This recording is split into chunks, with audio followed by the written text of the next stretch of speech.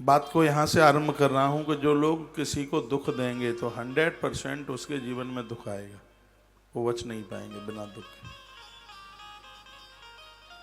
दुखम ददाति योन्यस्य ध्रुवम दुखम सबिंदति तस्यात् कस्याचित् दुखम दातव्यम दुख वीरुणा। जो व्यक्ति दूसरों को दुख देता है उसे कभी न कभी अपनी लाइफ में, अपने जीवन में दुख जरूर मिलेगा, 100% मिलेगा, वो बच नहीं पाएगा। इसलिए मनुष्य को चाहिए, यदि दुखों से बचना चाहता है तो वो कभी किसी को दुख ना दे। चाहे आप बहू हो, चाहे आप सासू हो, चाहे आप पुत्र हो, चाहे आप पिता हो, चाहे आप गुरु हो, चाहे आप शिष्य हो, कोई भी हो, हमसे किसी को पीड़ा न मिले। ना तो किसी को मानसिक कष्ट दीजिए। बहुत लोग मानसिक कष्ट देते हैं, ऐसी बात ओछी बोल देंगे कि सुनने वाला आदमी घायल हो जाएगा। पुरुष लोग पत्नी को बोल देंगे, घरवाली घरवाले को बोल देगी, बेटा पिता को बोल देता है, बूढ़ा बाप सोचता है क्या सल्फास खा के मर जाऊं, ऐसी बातें बोल देते हैं। और मैं यहाँ से प्रमाणित और शास्त्रोक्त बात कर रहा हूँ। हमारे जीवन में जो सुख और दुख हैं, ये हमारे जीवन में किए गए कर्मों के परिणाम हैं। हम किसी को दोष नहीं दे सकते कि हमारे जीवन में इतनी विपदा आई और ईश्वर हमसे रूठ गया। नहीं, वो कभी नहीं रूठता।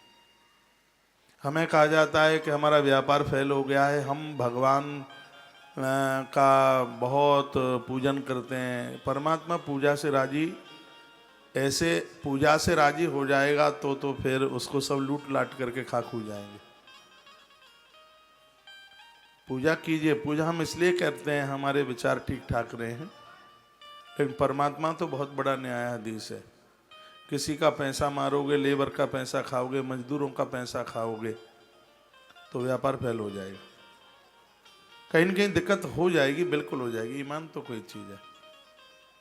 ग्राहकों से भी मुस्कुरा करके बात की जाए, कहीं न कहीं कोई दिक्कत तो होती है, तब सिस्टम सब गड़बड़ हो जाता है। मैं बहुत अंदर घुस करके बात कह रहा हूँ और आपके सामने एक प्रमाण रख रहा हूँ।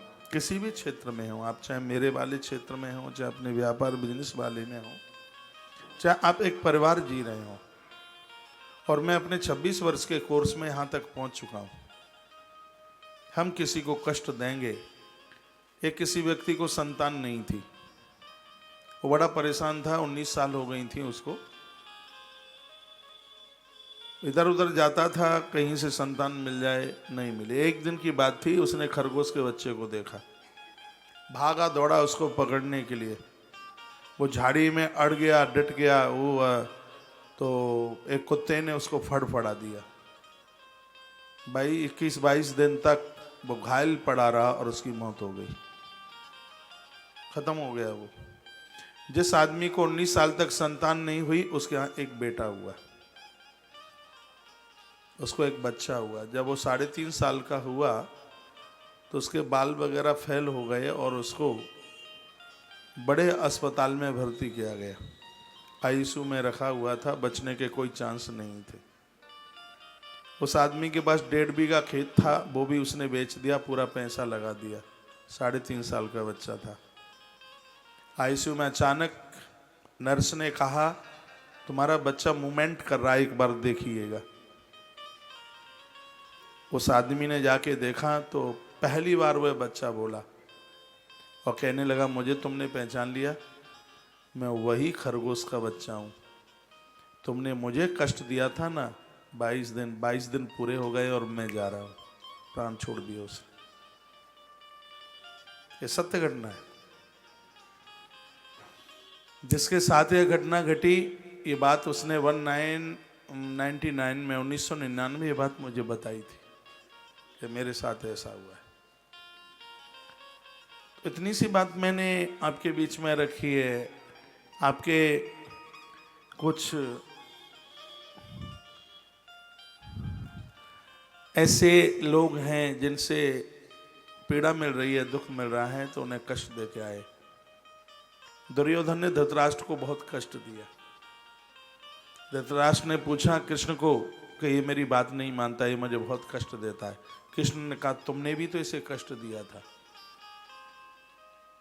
धृतराष्ट्र ने पूछा मैंने कब दिया? तो कृष्ण कहते हैं कि पूर्व जन्म में तुम बहुत बड़े राजा थे। एक ब्राह्मण हंस के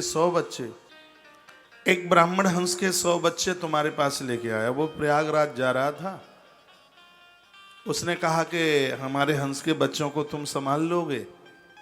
तुमने कहा हाँ। और हंस के बच्चे तुमने ले लिए और तुम्हें मांस खाने की आदत थी, तुम उनको भून भून करके खा गए। राजन, तुमने वो हंस के बच्चे खाए। ब्राह्मण प्रयाग से लौट करके आया तो उसने तुमसे अपने हंस के बच्चे मांगे, तुमने कहा बीमारी फैली थी वो खत्म हो गए। राजा, वही हंस के 100 बच्चे दुर्योधन दुशासन बनकर तुम्हारे पुत्र बन के आए, तुमने उन्हें कष्ट दिया, वो तुम्हें कष्ट दे रहे हैं। और पिता के आगे पुत्र की मृत्यु हो जाना, कृष्ण कहते हैं ये पापों का ही परिणाम होता है।